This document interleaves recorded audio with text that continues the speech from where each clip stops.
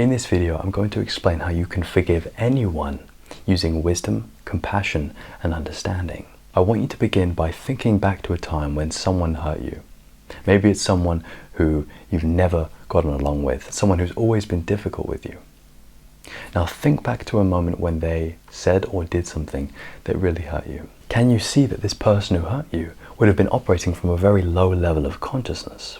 How could they be any different when their perspective was so narrow and their judgment was so clouded by their desire to serve themselves? Have you taken into account this person's upbringing, the amount of love that they received as a child, the people they surround themselves with, their beliefs, their worldview, their level of consciousness?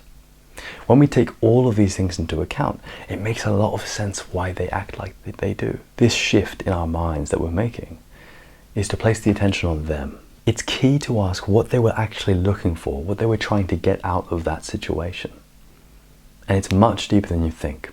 What's difficult to believe, but what is true here, is that what they were looking for is no different than what everyone is looking for: peace, happiness. But their method was so indirect, so unconscious, so confused, that they would never get it doing that. Can you forgive them for wanting love?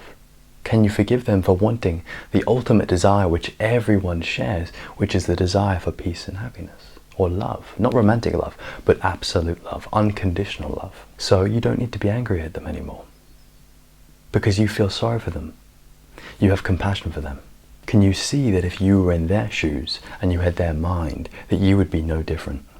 If anything, you would probably be worse. We're coming up and above the situation, using wisdom and awareness to evaluate it without bias. From this place, we let go of resentment and blame quite naturally. And in doing so, we can see two fragile people, two lost souls looking for the ultimate thing, love or peace. And you can forgive both them and yourself for being so vulnerable and for being so confused. Now in this open, forgiving space that we've entered, now you can see, of course they did that. Of course they said that.